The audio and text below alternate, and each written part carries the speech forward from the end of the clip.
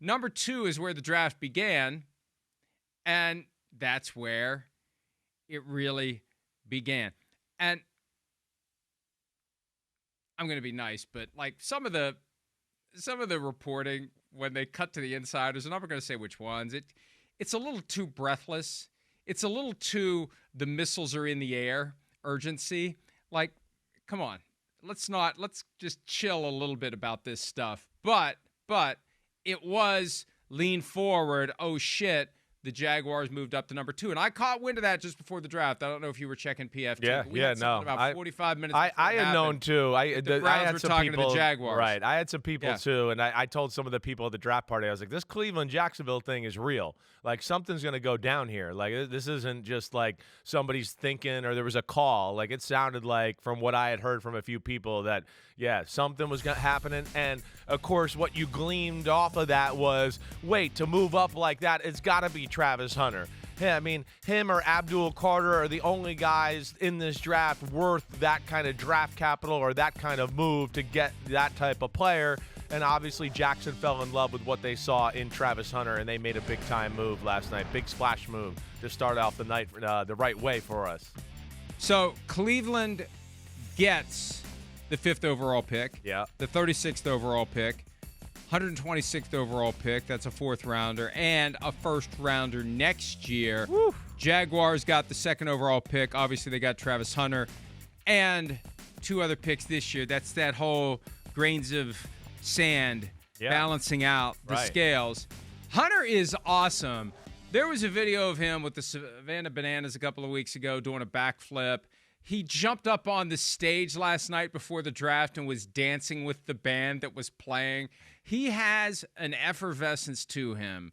He has just something special. And what he does, apart from the football side of it, and we'll talk about that, he gives the Jaguars like a B12 shot, right? Agreed. Like he's eating mangoes to address one specific malady that George Costanza had that mangoes cured. That this is what the Jaguars need to become a relevant team. All of a sudden now, and I'm sorry, Jaguars fans, but this is true. Nobody wanted to see the Jaguars in prime time, ever, anywhere. That nobody cares about the Jaguars nationally. We don't care. We don't want to watch them. That's how they've been, except for 2017 and a very long time ago when they were in the AFC Championship game. Yeah. Now we do. Now, I want to see the Jaguars. I'm hoping that the NFL goes back to the computer and punches some buttons and gets us some Jaguars primetime games because I want to see Travis Hunter. Hell yes, I do. That's the benefit beyond football to making this move. But I think it's as simple as we're going to use this guy both ways. So we're getting 2 players for the price of 1. So, yeah, we'll give up next year's first-round draft pick. Because we're getting a cornerback and a receiver. Well, I think that's it. That's the first thing. I think when I got there, just a chance to settle down, and especially last night after it was over, and just kind of go, wait, what these picks? What happened here and all that? I think the thing that hit me more than anything would be like the move that Jacksonville made. I mean, they made a move like they were going for a franchise quarterback. To your point, it's that type of value. It's that type of move. It's that type of assets and draft haul that they traded to go up there. Like, hey, we're getting the franchise quarterback. And to your point there, hey, it's a franchise turnaround, however you want to say it. Add more pizzazz to the organization, the franchise altogether. I mean, we know he has the potential to be him, right? Like the guy, one of the biggest stars in the league. He already is him. If you talk to anybody my son's age or a teenager or anything like that, he's on Overtime. He's Mr. Cool that way. Got his podcast, social media. So he's loved by the young generation as well. And then I think when you take all that and the business aspect like you're talking about, then they just go, wait, this guy's a phenomenal football player. And you combine him with whoa, Brian Thomas Jr. on the outside who can fly and go, and now we got this guy that can do all the underneath intermediate routes and make plays after the catch, and now the field will be so open. You got to think Liam Cohn loves that, and of course the biggest thing to help Trevor Lawrence, who is supposed to be the franchise, this helps that out as well. So good move by Jacksonville. A lot of assets, big move, certainly, but if they're sold on it, I'm sold on it, and I like it. Let's hear a little bit from Rams general manager James Gladstone, 23 years old.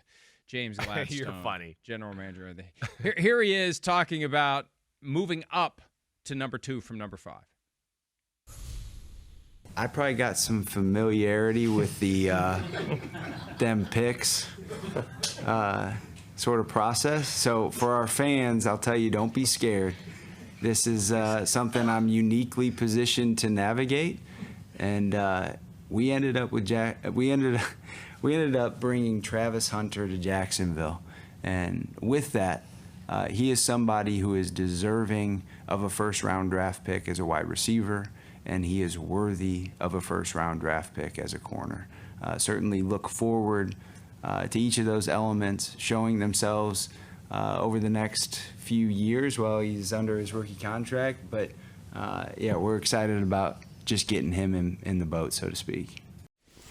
See, we talked about this earlier in the week, and Michael Hawley and I first kind of tripped into it last Friday when it was Tracksuit Friday at Satrial's or Run PFT, whichever you prefer. The rookie wage scale and the way that players get paid, it doesn't matter if you are on the field for every snap of every game, offense, defense, special teams. You get paid based upon your slot. You can be a quarterback, you can be a cornerback, you can be a running back, you can be a punter. You're still getting paid what that slot pays. So it really is 2 for the price of 1. You give up the other first-round pick to get in position to get him, but you are getting, if you're willing to fully embrace the Travis Hunter experience. And, that was my first thought. Well, if the Jaguars are going to do this, they better let this guy play both ways. They want him to. Yeah. That's how they justified the trade. We see getting 2 first-round picks in one package, and he mentioned that rookie contract. Look, this is going to be a problem down the road because the system is set up for a guy to play one position. They pay based on one position. When it's time for the 5th-year option, it's based on one position. When it's time for the franchise tag, it's based on one position. Right. He's only going to get paid fully for 2 positions if the Jaguars choose to do it. But by the time we're 3 years into his career, Chris will know whether or not he can. Yeah, you're right. You will. And that's the great value of the player, too. I think of what you're picking. He's a safe pick because you just go, he's going to work somewhere. He is. And I think we'd all be shocked if it didn't. I mean, I would. If it didn't. Unless he gets hurt. Right, unless he gets hurt. That's right. the risk. But I would be shocked if he can't do both to a degree, right? And where I stand on this. Let's start at receiver. Let's start the packages small on the defensive side there, and you grow it from there. I think there's more value to what he could do for their team and their organization still as a wide receiver. But, yes, you're getting 2 for the price of 1, and you're getting a guy that, by all due accounts, too, I don't think he's a guy that his great natural feel and his love in the NFL and his backyard football and just the natural instincts, and he's going to make a play every 10 plays or so on one side of the ball. Teams love it across the NFL. And I think even with Jacksonville maybe going, hey, we're going to get a guy that's a receiver and we're going to play him at DB too, even if he only plays 3rd downs early on in the year, they're going to feel like, hey, he's smart enough, and we feel like he'll make a play in those moments. He's that type of guy, and big-time aggressive moves certainly for them. But I get it. I get it from all angles, whether it's business, player on the field, business as far as the salary and the contract goes, and like you're saying, getting 2 for 1. So they're sold on it, and I can get behind that for sure, and I certainly can see a lot of reasons why it'll succeed. The kid, and look, I don't know, he's in his early 30s. He kind of oozes confidence when he talks about being uniquely positioned to understand the F them picks mindset. The Rams don't do that anymore, though. They don't do it anymore. They won their Super Bowl with that attitude, and then the next year the wheels came off, and they realized maybe we need them picks. Yeah, and now they've gone the other extreme. So, but for the Jaguars, and hey, it may be a high pick.